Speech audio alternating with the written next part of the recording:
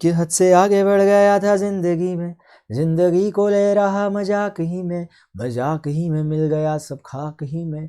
छू कर आया मंजिलें तो तन्हा था मैं वापसी में, फूल तोड़े होंगे तुमने झोली भर के, मैं वो फूल जो कि रह गया था शाख ही में, शाख ही में मिल गया सब खाक ही में। छू कर आया मंजिलें तो तन्हा था मैं वापसी में, चाल चल तू अपनी मैं तुझे पहचान लूँगा, अपनी महफिलों में सिर्फ तेरा ही नाम लूँगा। तुझे पसंद है धीमा लहजा और बस खामोशियाँ, मैं तेरे खातिर अपनी खुद की सांसें थाम लूँगा। आँखों में आंसू नहीं है, कहाँ है तू, कहाँ तू नहीं है, दिल को अब जानना भी नहीं। बस तुम चले आ ख्वाबों के शहर में, मेरा दिल तुझे ढूंढता ढूंढता अरसा हुआ, तुझको देखा नहीं, तू न जाने कहाँ छुप गया, छुप गया। इस तरीके से हमें काम करना है। अब मैं आपसे डिस्कशन करने जा रहा हूँ स्टूडेंट्स कि हमें करना क्या है। सबसे पहले देखो, एक ना क्या होता है कि अपने फेयर को भगाना होता है, जैसे मैं भगा रहा था अभी तक, क्योंकि क्या है ना, मुझे यार स्टेज का फेयर है, मतलब मुझे एक तरह से पब्लिक स्पीकिंग का फेयर है। तो मैं इस तरह से गाना गा रहा था, मैंने सोचा कम से कम वैसे नहीं कर सकते तो ऐसे ही कर लो, कम से कम कैमरे के आगे आकर कर लो। तो एक तरह से कॉन्फिडेंस अपने आप में मैं लाने की कोशिश कर रहा था। ऐसा ही काम कुछ अब आपको करना है आगे के लिए, जो मैं स्ट्रैटेजी आपको बताने जा रहा हूँ। 20 दिनों का टारगेट रखा है हमने, 20 दिनों में हमें सब कुछ कवर करना है। मैं पूरी स्ट्रैटेजी आपके साथ डिस्कस करूंगा। 12th बोर्ड के स्टूडेंट्स स्पेशली, अभी मेरे साथ जो फिजिक्स, मैथमेटिक्स, केमिस्ट्री, साइंस वाले स्टूडेंट हैं, इनके साथ मेरा डिस्कशन अभी होने वाला है। अगर आपकी मैथमेटिक्स है तो आप प्लीज ध्यान से देखिएगा, अगर आप कॉमर्स बैकग्राउंड के स्टूडेंट्स भी हैं तो। देखो, अभी तक जैसा किया, क्या नहीं किया, इन सब बातों को एक बारी के लिए भूल जाओ, पूरी तरीके से भूल जाओ। क्योंकि क्या होता है, हमें ने एक तरह का इंफीरियोरिटी, एक तरह के कॉम्प्लेक्स हम में आ जाता है कि यार हम बोलते हैं कि यार हमने अभी तक नहीं किया, या साथ वाले ने इतना कुछ पढ़ लिया, हमने अभी तक कुछ नहीं पढ़ा। वो बात बिल्कुल ठीक है। मैं तो कहता हूं कि अभी भी अगर आपको ये अक्ल आ चुकी है, अगर आपको अभी भी एक तरह का रिग्रेशन अंदर से, एक तरह के रिग्रेट अगर आप अभी भी फील कर रहे हो अंदर से, अगर आपको लग रहा है कि यार कहीं ना कहीं मैंने अपना टाइम वेस्ट किया, चाहे उसके पीछे कुछ भी कारण हो, आपके पीछे आपके फैमिली में फंक्शन चल रहा हो, या आपकी खुद की लापरवाही हो, या हेल्थ इश्यूज हो, या कुछ भी अदर इश्यूज रहे हो, लेकिन अल्टीमेटली आपका टाइम वेस्ट हो गया, अगर आपको ये सेल्फ रियलाइजेशन हो पा रहा है तो ये मैं कहता हूं बहुत बड़ी बात है। क्योंकि इसके बचा के रखो, क्योंकि आगे के लिए बहुत काम आएगा। क्योंकि 12th नहीं पढ़ना, इसके बाद आपको बहुत कुछ करना है आगे भी। अगर आप अभी इस पहली ठोकर से समझ पा रहे हो तो मान के चल लो कि आगे बहुत अच्छा स्वर्णिम भविष्य आपका होने वाला है। लेकिन उससे पहले अगर आपने 20 दिनों में इस दी गई स्ट्रैटेजी को, जो मैं बता रहा हूं, लिटरली फॉलो किया, मैं बताऊंगा एक एक बात कि कितना घंटे आपको पढ़ना पड़ेगा, कौन कौन से टॉपिक्स आपको पढ़ने पड़ेंगे, कहां कहां से पढ़ने पड़ेंगे, किस किस तरीके से पढ़ना पड़ेगा, वो सब बातें मैं डिस्कस करूंगा। ज्यादा लंबा वीडियो नहीं होगा, सिर्फ 5-10 मिनट का ये वीडियो होने वाला है। लेकिन यार बात ले दे के एक ही है कि अल्टीमेटली देखो, आप मेरे कंट्रोल में नहीं हो, मेरे पोजीशन में नहीं हो आप अभी यहाँ पे। आप मेरी क्लासरूम में आके बैठते नहीं हो मेरे सामने कि मैं आप पर पूरा कंट्रोल रख सकूं कि यार अभी ये पढ़ लो, अभी वो पढ़ लो। कंट्रोल एक पॉजिटिव सेंस में बोल रहा हूं। मैं ये कहना चाह रहा हूं कि अगर आप मेरे सामने बैठे होते तो मैं लिटरली आपको वॉच कर रहा होता, मैं देख रहा होता कि कब आप क्या कर रहे हो, कब आप क्या नहीं कर रहे, आपको जो चीज दी होती क्या आप उसे कर पा रहे नहीं कर पा रहे। अभी आपके और मेरे बीच में एक काइंड ऑफ डिस्टेंस है। उस डिस्टेंस को छोटा किया जा सकता है अगर आप अपने एंड से भी ईमानदारी के साथ एफर्ट्स डालो, जो मैं यहां से बताने जा रहा हूं। क्योंकि मैं वही सब बातें आपको बोल रहा हूं जो कि बिल्कुल प्रैक्टिकल होंगी। मैं जानता हूं कि आपकी सिचुएशन, आपका जो स्टेट ऑफ माइंड अभी क्या चल रहा होगा, कैसे कैसे आप सोच पा रहे होगे, वो मैं समझ सकता हूं। बहुत प्रॉब्लम्स भी होंगी, कुछ स्टूडेंट्स ऐसे भी होंगे जो बहुत मतलब अंदर से एक तरह से एंजाइटी सी उन्हें फील हो रही होगी कि यार कैसे करें, बोर्ड एग्जामिनेशन नजदीक है, क्या करें क्या नहीं करें। तो मैं आपको बताना चाहता हूं कि देखो, टेंशन लेकर कुछ नहीं होने वाला, ठीक है ना। अगर आप स्ट्रेस लेते हो तो वो आपकी परफॉर्मेंस को और ज्यादा कम करेगा, लेकिन एक लेवल तक स्ट्रेस लेना ठीक भी है, क्योंकि वो आपकी परफॉर्मेंस को एक तरह का मोटिवेशन देने का काम करेगा। इसीलिए अब मैं एक एक करके आपको बता रहा हूं कि कैसे करके आपको अगले 20 दिनों के अंदर क्या क्या चीजों को फॉलो करना है। सबसे पहली बात कि is it really possible to get 95+ in just 20 days. ये हमारा पहला क्वेश्चन है कि क्या ये सिर्फ थंबनेल लगा के लिख दिया, क्या सिर्फ ये व्यूज के लिए लिखा होगा, या फिर ये सिर्फ उस चीज के लिए लिखा होगा एक अटेंशन गेन करने के लिए। क्या सच में पॉसिबल है कि 95+ आ सकते हैं? तो मैं इसका जवाब देना चाहूंगा यस, मेरी तरफ से यस। मेरी तरफ से यस। अब दूसरी तरफ से आपकी तरफ से डिपेंड करता है कि क्या आप इस चीज को, इस फैक्ट को आप एक्सेप्ट कर पा रहे हो, क्या डाइजेस्ट कर पा रहे हो सकता है आपकी प्रिपरेशन उस लेवल की ना हो, आपकी प्रिपरेशन 50-60 लेवल की हो, 70% के लेवल की हो, लेकिन 95 का कॉन्फिडेंस आप में नहीं आ रहा होगा। तो इसके पीछे कारण हो सकता है कि आपने उस तरीके से चीजों को करना चालू नहीं किया होगा जो मैं अब आपको बताने जा रहा हूं। तो इसका सिंपल सा जो अभी मैं आंसर देना चाहूंगा वो है इसका आंसर कि यस, ये बिल्कुल प्रैक्टिकली पॉसिबल है। किसी भी चीज को जब आपने करना है तो पहले चीजें माइंड में होती है। कोई भी जो युद्ध लड़े जाते हैं ना, उसके पीछे एक रणनीति होती है। युद्ध कभी, ध्यान रखना, मैदानों में नहीं लड़े जाते, युद्ध मैदानों में नहीं लड़े जाते। युद्ध एक दिन पहले, मैदानों से एक दिन पहले रणनीति जो बनती है, उसी समय युद्ध दिमागों में लड़े जाते हैं। ये बात मामा शकुनी ने एक बार महाभारत में कही थी, तो मुझे अभी याद आ गया, ठीक है ना। तो इसीलिए मैं आगे की बात आपसे करने जा रहा हूं। आपने बाहुबली मूवी भी देखी होगी, आपने देखा होगा उसमें कि यार जो मेन प्लानिंग होती है वो एक दिन पहले, 2 दिन पहले, कहने का मतलब मेरा यह है कि लड़ाई लड़ने से पहले होती है। चाणक्य भी कहते हैं, जो विष्णुगुप्त थे, चंद्रगुप्त मौर्य के जो गुरु थे, उनका कहना भी यही था कि जीतना तो हर कोई चाहता है, लेकिन जीतने के लिए हर कोई समुचित तैयारियां नहीं करता, ठीक है ना। युद्ध के दिन आप युद्ध लड़ेंगे या उसे जीतने के लिए आवश्यक तैयारियां करेंगे, ये कहते हैं आचार्य चाणक्य। तो मैं वही बात आपको बताने जा रहा हूं कि कुल मिलाकर एग्जामिनेशन हॉल में जब आप बैठे रहते हो, उस दिन आपको कुछ खास नहीं करना होता, उस दिन आपको नहीं बहुत कुछ पढ़ना होता। लेकिन अभी जो ये स्ट्रेटेजी मोड चल रहा है, जिसमें हम स्ट्रेटेजी बना रहे हैं कि अगले नेक्स्ट 20 डेज को हम फटाफट से विजुअलाइज कर लेंगे, ये एक अच्छी ताकत है इंसान की कि वो विजुअलाइज कर सकता है। किसी जानवर के पास ये ताकत नहीं है कि वो अपने भविष्य को देख सकता है। हम लोग बिल्कुल देख सकते हैं, हम देख सकते हैं और अपने भविष्य को बना सकते हैं या बिगाड़ सकते हैं, दोनों अपने हाथों पे। अब डिपेंड ही करता है कि आप 20 डेज का एक प्रॉपर रोड मैप कैसा खींचोगे, उसके आगे पे बातें करने जा रहा हूं मैं। यहां पे देखो second point, how many hours should I study for next 20 days, ये हमारा क्वेश्चन रहेगा।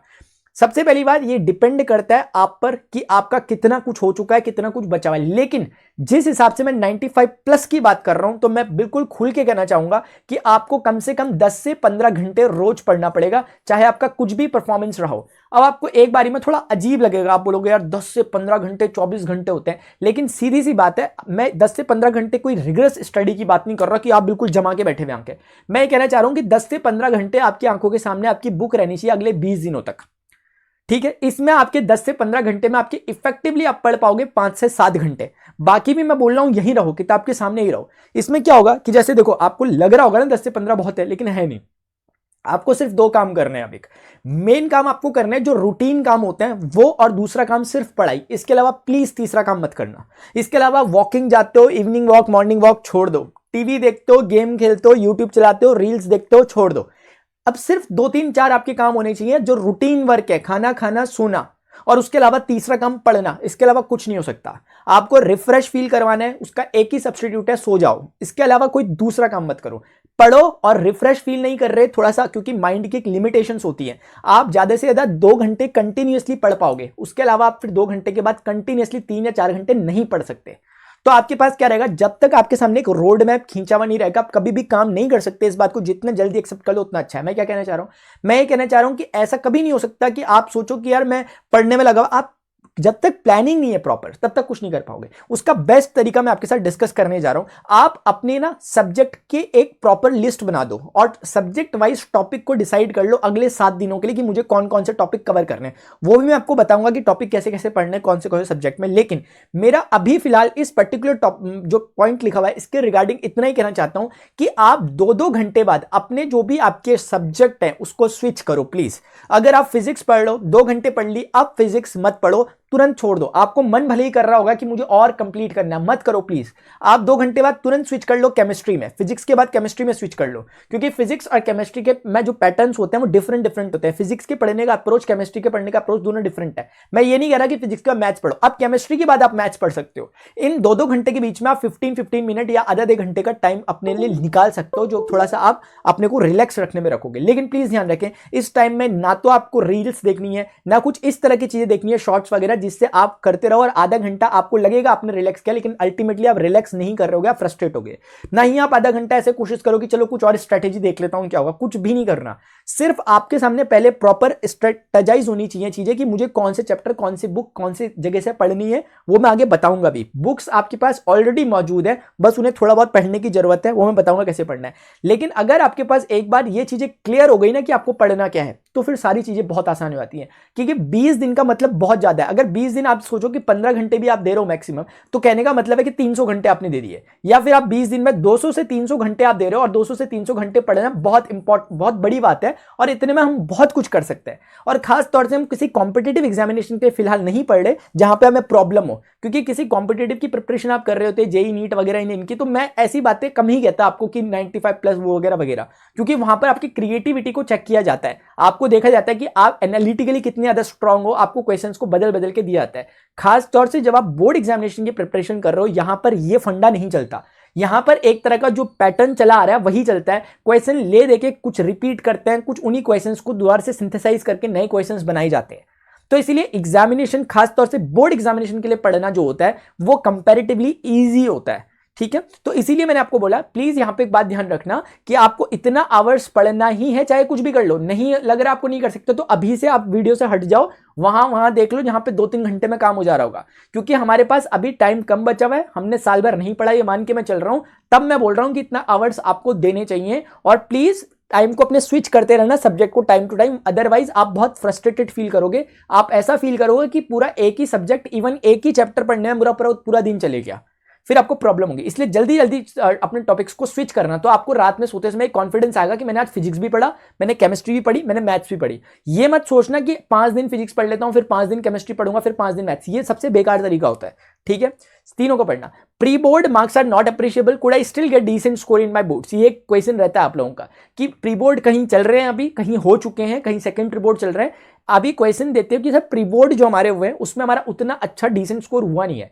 हालत तो लगभग ऐसी है कि हमने सोचा 90 का था, लेकिन हमारे मार्क्स तो पास होते होते बच रहे हैं, कहीं तो हम फेल भी हो गए प्री बोर्ड में। अब सिचुएशन ऐसी है, तो क्या सर इससे क्या होगा? देखो कुछ फैक्ट्स को समझ लो। प्री बोर्ड का एग्जामिनेशन आपके स्कूल के द्वारा बनाया जाता है, और उसमें बेसिकली स्टूडेंट को तैयार किया जाता है कि अगले, एक तरह की रिहर्सल है वो, उसमें तैयार किया जाता है कि बोर्ड एग्जामिनेशन का एक तरह का फील देने की आपको कोशिश की जाती है। वो कैसे आएगा? थोड़ा पेपर का लेवल टफ कर दिया जाता है, थोड़ा मार्किंग जो होती है वो लीनियंट नहीं होती, स्ट्रिक्ट मार्किंग होती है, ताकि स्टूडेंट थोड़ा समझ जाए कि स्टेप मार्किंग वगैरह में यार थोड़े थोड़े में, जैसे पहले आपके स्कूल टीचर्स आपको थोड़ा नंबर देते थे, लेकिन वो चक्कर नहीं चलेगा। इसलिए यहाँ पे स्ट्रिक्ट जो आपके टीचर्स होते हैं, स्कूल टीचर, वो ना चाहते हुए भी स्ट्रिक्ट बन जाते हैं आपके लिए। जैसे आपके पेरेंट्स कभी कभी आपके लिए स्ट्रिक्ट होते हैं, वैसी स्थिति कई बार टीचर्स को प्री बोर्ड में अपनानी पड़ती है, यानी उनको आपके लिए कठोर बन जाना होता है। वो चाहते नहीं लेकिन बनना होता है, ताकि आपको आगे के लिए तैयार कर सके बोर्ड के लिए। इसीलिए यहां पर दो चीजें होती है, एक तो पेपर का लेवल कंपैरेटिवली टफ रखा जाता है, और दूसरी बात यहां पर जो मार्किंग होती है वो कंपैरेटिवली स्ट्रिक्ट मार्किंग होती है, यानी कि मार्किंग इजी नहीं होती।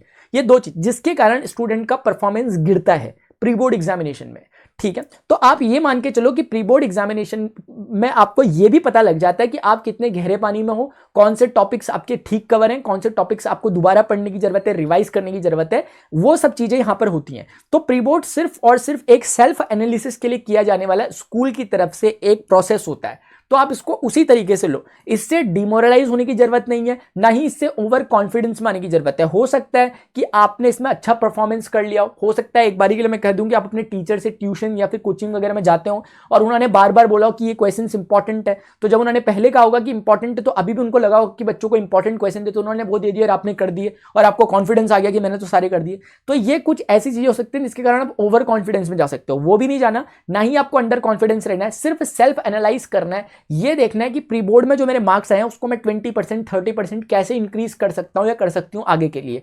बस उस स्ट्रैटेजी को आपने खुद प्लीज अपने आप के लिए फ्रेम करना है, क्योंकि वो इंडिविजुअल टू इंडिविजुअल चेंज करती है, ठीक है। और मैंने जैसे कि बताया आपको कि प्री बोर्ड में मार्क्स जो होते हैं उनका कोई लेना देना नहीं होता आपके बोर्ड एग्जामिनेशन में। Board examination are completely independent from the pre board examination, इसीलिए आपको बोर्ड एग्जामिनेशन के लिए इंडिपेंडेंट होकर तैयारी करनी है। सिर्फ एक रेफरेंस के तौर पे अपने प्री बोर्ड के मार्क्स और प्री बोर्ड में जो आपके क्वेश्चन पेपर रहा था उसको लेना होता है। बस एक काम जरूर कर देना कि जो भी आप बोर्ड से रिलेटेड है, चाहे आप सीबीएसई से, आईसीएसई या स्टेट बोर्ड से रिलेटेड है, आपकी ऑथेंटिक वेबसाइट्स जो होती हैं उसमें आपको सैंपल पेपर आपका दिया गया होगा अलग अलग सब्जेक्ट्स का। आप प्लीज एक बार सैंपल पेपर देख लेना, क्योंकि सैंपल पेपर से आपको आइडिया लग जाता है कि जो भी आपका बोर्ड है उस बोर्ड के सोचने का नजरिया क्या है, या वो किस डायरेक्शन में आपसे क्वेश्चन पूछेगा। तो सैंपल पेपर जरूर करना, आपको एक आइडिया लग जाता है। What will be the resources? ये बहुत इंपॉर्टेंट क्वेश्चन है कि सर 20 डेज के लिए आप बता रहे हो, लेकिन पढ़ना कहां से चालू करें? मैं कुछ पॉइंट्स आपको डिस्कस कर रहा हूं, ये तरीके हैं जहां से आपको पढ़ना है। इसके अलावा कोई तरीका प्लीज फॉलो मत करना। आप कोई रिफ्रेशर अपने पास मत रखना जो हेल्पिंग बुक टाइप की होती है, मोटी मोटी। अब उनको पढ़ने का बिल्कुल टाइम नहीं है, हो सके तो उन्हें ऐसी जगह पे छुपा के रख दो जहां वो आपकी आंखों के सामने ना पाए, क्योंकि वो जब जब आप देखोगे आपको स्ट्रेस फील होगा। आप रखो अपने सामने पतली पतली किताबें एनसीईआरटी की, एनसीईआरटी की बुक से ही आपको पढ़ना है जो कुछ पढ़ना है, लेकिन एनसीईआरटी की बुक से आप कभी भी पढ़ नहीं पाओगे। उसके लिए आपको हेल्प चाहिए कि कोई आपको पढ़ा दे, कोई उन चीजों को जो इंक्रिप्टेड फॉर्म में एनसीईआरटी में लिखी है कोई उन्हें डिकोड कर दे आपके लिए। उसके लिए जरूरत पड़ेगी आपको मेरे वन शॉट वीडियोस की, स्पेशली फिजिक्स और मैथमेटिक्स में। फिजिक्स और मैथमेटिक्स में एक वीडियो, एक चैप्टर को एक वीडियो में कवर कर रहा हूं मैं, चाहे उसमें 2 घंटे का टाइम लग रहा हो या फिर जो भी है। बहुत ज्यादा हो जा रहा है तो एक चैप्टर को 2 वीडियो में मैं कंप्लीट कर रहा हूं। तो इस तरीके से आपके जो वन शॉट्स की फॉर्म में मैं ऐसा बिल्कुल नहीं कर रहा कि वो रिवीजन टाइप है, उसमें मैं कंप्लीटली समझा रहा हूं। आप चैप्टर को ये सोचो कि उस एनसीईआरटी बुक को समझाने का एक वीडियो फॉर्मेट आपको मिला है मेरे वन शॉट की फॉर्म में। जैसे ही आपने वन शॉट्स पूरे देखे, अब एक बार आके एनसीईआरटी को देखो, अब आपको लगेगा कि सारी की सारी चीजें एकदम रहस्य खुल गया, जैसे ऐसा लगेगा आपको। ऐसा लगेगा कि एक एक टॉपिक आपको क्लियरली समझ में आ रहा है क्योंकि आपने उससे पहले वन शॉट देखा हुआ है। तो प्लीज मैं बार बार हल्ला मचा के जो बात बोल रहा हूं उसको ध्यान से सुनो। वन शॉट वीडियो पे बिल्कुल रिलाई करो 100%। फिजिक्स के वन शॉट्स मैंने बना रखे हैं, 2-3 चैप्टर्स मेरे रह गए हैं नो डाउट, और मैथ्स के वन शॉट मैंने बनाना चालू कर दिया। कैलकुलस इसमें स्टार्ट हो चुकी है, 5th चैप्टर कंप्लीट हो चुका है, 6th ऑलमोस्ट कंप्लीट हो चुका है। ऐसे करके 7th 8th 9th ये 3 चैप्टर खत्म हो जाएंगे, और बहुत जल्दी अगले हफ्ते तक तो ये पूरा मैथ्स का भी मेरा खत्म हो जाएगा, कैलकुलस वाला पार्ट। रिलेशन फंक्शन मैंने बना दिया, वेक्टर अलजेब्रा मैंने बना दिया, उसके बाद एक प्रोबेबिलिटी बनाना है और 3D ज्योमेट्री बनाना है। ये कुछ छोटे मोटे टॉपिक्स हैं, मैं कर दूंगा, इसकी चिंता मत करो। कुल मिलाकर मैथ्स के और जो आपके फिजिक्स के जो वन शॉट्स हैं इनको फॉलो करो। फिजिक्स में एटम्स है, न्यूक्लियाई है, dual nature of matter, radiation, alternating current, wave optics, electrostat, magnetostats, current, electricity, इन सबके वीडियो लेक्चर्स मैंने ऑलरेडी बना के रखे हैं। और अभी तक जिन जिन स्टूडेंट ने उन्होंने देखा, आप उनके नीचे कमेंट पढ़ना, आपको मजा आ जाएगा कि वो ऐसे स्टूडेंट है जिन्होंने अभी अभी ही पढ़ना चालू किया है। मुझे वीडियो बनाने इसलिए पड़ते हैं क्योंकि स्टूडेंट मेरे से कहते हैं सर अभी हमने आपके वीडियो देखे, अभी पूरे साल भर में, लेकिन अभी जो देखे उसमें पूरे साल की कसर निकल गई, मतलब क्लैरिटी आ गई पूरी। तो मुझे लगता है कि ज्यादा स्टूडेंट तक ये बात पहुंचे, मेरे वीडियोस पहुंचे, ताकि उनकी हेल्प हो सके, इसीलिए वीडियो बनाए जाते हैं। ठीक है, तो कुल मिला के वन शॉट्स, उसके बाद एनसीईआरटी का रेफरेंस, यानी जो भी टीचर पढ़ा रहे हैं, जैसे मैं पढ़ा रहा हूं आपको वन शॉट्स, तो आपको पता होना चाहिए कि आपके सिलेबस में है कि नहीं है। तो एनसीईआरटी के टॉपिक मार्क करो इंडेक्स में कि चलो ये कवर, ऐसे करके आप खत्म करो, आपका चैप्टर खत्म होगा, एक लेवल ऑफ कॉन्फिडेंस आपको मिलेगा। उसके तुरंत बाद आप जाओ उस चैप्टर के प्रीवियस ईयर क्वेश्चन में जो भी आपने पढ़ा। फॉर एग्जाम्पल आपने इलेक्ट्रोस्टैटिक्स पढ़ा फिजिक्स में, फॉर एग्जाम्पल आपने वेक्टर अलजेब्रा पढ़ा मैथमेटिक्स में, तुरंत आपने इनका मेरे वन शॉट देखने के तुरंत बाद आपने इनको क्या करना चाहिए, एनसीईआरटी की टेक्स्ट बुक में देखना चाहिए कि क्या मुझे हर पेज की बातें समझ में आ रही है। आपको समझ में आ जाएगी, नहीं आती प्लीज मुझे कमेंट सेक्शन में बताओ, मैं आपको क्लियर करूंगा। व्हाट्सएप नंबर, ग्रुप वगैरह सब दे रखा है नीचे डिस्क्रिप्शन में, देख लेना। ठीक है, व्हाट्सएप ग्रुप भी है, वहां पे अपडेट देता हूं। तीसरे नंबर पे आपको तुरंत प्रीवियस ईयर क्वेश्चन देखने कि भैया वेक्टर अलजेब्रा में कैसे क्वेश्चन पूछे जाते हैं, इलेक्ट्रोस्टैटिक्स में कैसे पास्ट ईयर में क्वेश्चन पूछे गए। तो आपको दिखेगा कि पूछा वही गया है जो आपने पढ़ा, लेकिन उसकी लैंग्वेज चेंज करी गई है, या उसको पूछने का तरीका क्या है, वो आपको अंडरस्टैंडिंग उसकी बढ़ पाएगी अगर आप पीवाईक्यूज देखते हो। बिना पीवाईक्यू के आप एग्जामिनेशन में एकदम से बैठ जाओगे ना तो सन्नाटे में रह जाओगे पेपर जब आएगा, क्योंकि पूछा तो वही रहेगा जो आपने पढ़ा था, लेकिन उसको पूछने का ढंग थोड़ा बदल जाएगा और आप उससे फैमिलियर नहीं होंगे अगर आपने पहले विजिट नहीं किया होता पीवाईक्यूज को। तो इसलिए ध्यान रखना। चौथी बात है, कुछ नहीं करना, जो कुछ कर रहे हो इसी को बार बार रिवाइज करना है, एक साइकिल कंप्लीट करते हुए चलना है। हमेशा चैप्टर पढ़ना है वन शॉट, उसके बाद उसका एनसीईआरटी, उसके बाद प्रीवियस ईयर, फिर रिवीजन। ये साइकिल को जितने बार कंप्लीट कर सकते हो उतने बार आपका चैप्टर स्ट्रांग हो जाएगा। अब फाइनल बात मैं आपके साथ कहने जा रहा हूं कि कैसे कैटेगराइज करें, कैसे आपको एक तरह से बाइफर्केशन करना है अपने 20 डेज का। शुरुआत के पहले से 5 दिन आप उन चैप्टर्स पर लगाओ जिनसे आपको थोड़ा डर टाइप का लगता हो, या फिर जो आपको कंपैरेटिवली लेंथी लगते हो, या जो आपकी नजर में ऐसे चैप्टर जो आपको पता है कि यहां से तो क्वेश्चन पूछे ही पूछे जाते हैं, यानी जिसके लिए आपको एफर्ट ज्यादा लगेंगे, आपको ऐसा लग रहा है। क्योंकि शुरुआत अगर आप हल्के चैप्टर से करोगे, मेरा मानना है, तो हम वहां पे क्या हो जाते हैं, लेजी से हो जाते हैं, इसलिए वो मत करना। शुरुआती आप ऐसे चैप्टर से करो जिनमें आपको थोड़ा सा अंदर से एक अलग सा डर सा लगता है। एग्जाम्पल के लिए मैं कह रहा हूं, मतलब डर मैं नाम लूंगा तो ये मत सोचना कि टफ चैप्टर है। मैंने कहा फिजिक्स में अल्टरनेटिंग करंट पढ़ना, मान लेते हैं, तो अब ये मत सोचोगे अल्टरनेटिंग करंट टफ है, मैंने ऐसे ही बोल दिया, किसी के लिए हो सकता है भाई। तो अब मेरे वन शॉट उठाओ, उसमें से देखना चालू करो। आपको वेक्टर अलजेब्रा लग सकता है, वेक्टर अलजेब्रा चालू करो। रिलेशन फंक्शन लग सकता है, वो चालू करो। जो भी लग रहा है चालू करो। कोशिश करो कि जिस चैप्टर को आप जिस दिन उठा रहे हो उसी दिन खत्म करो, क्योंकि वन शॉट्स का मतलब ही है कि आप उसको एक शॉट में देखो, तोड़ तोड़ के मत देखो। इतना अपने सीटिंग बनाओ कि आप 2 घंटे लगातार बैठ सको सामने जब टीचर पढ़ा रहे हैं उस पर। पीडीएफ वगैरह की चिंता मत करो, अलग से नोट्स बनाने पे टाइम वेस्ट मत करो कि आप एक बार देख रहे हो, पॉज कर रहे हो, फिर नोट कर रहे हो, इन चक्करों में मत रहो। पीडीएफ वगैरह में अवेलेबल करवा देता हूं ग्रुप में और टेलीग्राम वगैरह में, तो उसका चक्कर ही छोड़ दो। आपको सिर्फ एक वन शॉट में सोचो कि टीचर है सामने और वो पढ़ा रहे हैं, तो टीचर को बार बार पॉज तो नहीं करते ना आप ऑफलाइन में, जो पढ़ा रहे हैं चलते रहते हो, वैसे ही चलने दिया करो। और भले ही स्पीड बहुत ज्यादा मत करो, देखो ताकि नॉमिनल स्पीड में आपको समझ में आ जाए, और सिर्फ अंडरस्टैंडिंग बढ़ाओ। एक प्लस पॉइंट है, कहीं समझ नहीं आ रहा पीछे रिवाइंड कर लो, ज्यादा ही समझ नहीं आ रहा नीचे कमेंट सेक्शन में लिख लो, मैं आपकी तुरंत हेल्प करूंगा, ठीक है। उसके बाद आप डे 6 से लेकर डे 10 तक में आप क्या करोगे, अपने मॉडरेट चैप्टर्स को उठाओगे। मॉडरेट चैप्टर्स मतलब जो ना तो बहुत टफ है ना तो बहुत ईजी है, लेकिन ऐसे हैं कि आपने पढ़े नहीं है अभी, उनको पढ़ना चालू करो। और साथ में जो डे 1 से लेकर 5 तक चैप्टर्स के थे उनका रिवीजन जरूर करते रहो, क्योंकि आप अगर रिवीजन नहीं करोगे, ध्यान रखने सारे निकल लेंगे वापस से। 1 से 5 दिन के अंदर मान के चल लो कि आपके 5 चैप्टर हर एक में कंप्लीट हो जाने चाहिए, चाहे वो फिजिक्स हो, केमिस्ट्री हो, मैथ्स में। इस तरीके से अगर आप करोगे तो आपने बहुत ब्यूटीफुल काम कर दिया होगा। ये सिर्फ हार्ड चैप्टर है, और हार्ड चैप्टर इतने ही होते हैं, 2 4 5 चैप्टर ही होते हैं। उसके बाद डे 11 से 15 तक आपको क्या करना है कि जितना कुछ आपने अभी पढ़ा उनका आपको रिविजन करना है, और ऐसे चैप्टर्स उठाने जो थोड़े शॉर्टर हो, जो थोड़े स्कोरिंग हो। फिजिक्स में एटम्स है, न्यूक्लियाई है, इन्हें खत्म कर दो, ड्यूअल नेचर ऑफ मैटर खत्म कर दो, यानी मॉडर्न फिजिक्स का पार्ट खत्म कर दो आराम से। इन दिनों के अंदर 4 5 दिनों के अंदर आराम से हो जाएगा कवर। देखो atoms, nuclei, dual nature of matter, radiation और सेमीकंडक्टर अगर कर पा रहे हो तो। अदरवाइज इसकी जगह वेव ऑप्टिक्स ले लो, या कोई एक इजी चैप्टर ले लो 4 5 दिनों का, तो आपका ये कवर हो गया। और साथ में जो पहले पढ़ा उसको प्लीज कवर करते हुए चलो, उसे रिवाइज करते हुए चलो, और कुछ मत करो। ऐसी मैथ्स में पढ़ना चाह रहे हो, कोई इजी चैप्टर मैट्रिसेस पढ़ लो, डिटरमिनेंट पढ़ लो, रिलेशन फंक्शन कवर कर लो, इनवर्स ट्रिग्नोमेट्री कवर कर लो, और उसके बाद कोई एक चैप्टर देख लो यहाँ से जो भी आपको ठीक ठाक पसंद आ रहा है, प्रोबेबिलिटी वगैरह। अदरवाइज इजी चैप्टर्स मैंने आपको बता दिए, ठीक है। उसके बाद फाइनल जो आपके पास डेज बच रहे हैं 16 से लेके 20वें दिन तक, यानी कि लास्ट के जो 4 5 दिन आपके पास बच रहे हैं, उसमें जितना कुछ आपने पढ़ा उसको रिवाइज करो। जितना सिस्टमैटिकली चीजों को करोगे उतना अच्छा होगा, जितना मैनेजमेंट के साथ चीजों को करोगे उतना अच्छा होगा, जितना केओस मचा के रखोगे, जितना आप रायता फैला के चलोगे, उतना चीजें आपके लिए बहुत मुश्किल हो जाएंगी। अपने माइंड को पहले, क्योंकि हमारा माइंड पैटर्न्स को समझता है, इसलिए उसके लिए एक पैटर्न बना दो फिक्स, जैसे मैंने आपके लिए यहां बना रखे। अगर ये पैटर्न्स रहेंगे तो आपको कोई अंदर से कोई केओस नहीं होगा कि यार डे 1 से 5 के बीच में जाओ ये चैप्टर्स पढ़ लो, तो बाकी चैप्टर्स के लिए आपको अलग से डर नहीं रहेगा, क्योंकि आपको पता है कि उनके लिए मैंने अलग से टाइम अपना दिया हुआ है, जो टाइम जिसका उस समय उसको करना। ये अपने एंड से जो कुछ स्टूडेंट्स में बता सकता था मैंने आपको बताया, और मेरा पूरा यकीन है कि अगर आप इन चीज़ों को फॉलो करोगे आप बहुत डिसेंट स्कोर पाओगे। आपने जितना भी सोचा होगा आप अनएक्सपेक्टेड स्कोर पा सकते हो, लेकिन अल्टीमेटली हमें कुछ करना होता है। हमें सिर्फ सोचने से कुछ नहीं होता, इंप्लीमेंटेशन बहुत जरूरी है, ये जरूरी है, ध्यान रखना। यूं ही नहीं मिलते तमन्नाओं के शहर, चलना भी जरूरी है मंजिल पाने के लिए, ठीक है ना। ऐसा नहीं कि आप बस सोचने में लगे हुए कि यार हमारा ये हो जाए वो हो जाए, आप चलोगे नहीं तो आपको कुछ मिलेगा नहीं। और जहां तक रास्ता दिख रहा है वहां तक चलो, आगे का रास्ता वहां पहुंचने के बाद आपको दिखाई देगा। स्टूडेंट्स होपफुली आपके लिए वीडियो इंफॉर्मेटिव रहा होगा, कहीं ना कहीं आप पे एक मोटिवेशन आया होगा कि यार हाँ हम कर सकते हैं। और चिंता मत करो, मैं सिर्फ मोटिवेशन देके नहीं जा रहा, मैं लेक्चर्स में आपको मिल रहा हूं। आप अगले लेक्चर पे क्लिक करो, मैं आपको वहां पे हेलो स्टूडेंट्स आज हम पढ़ने वाले हैं के साथ स्टार्ट करता हुआ दिख जाऊंगा। तो होपफुली आपके लिए सब कुछ सही रहा होगा।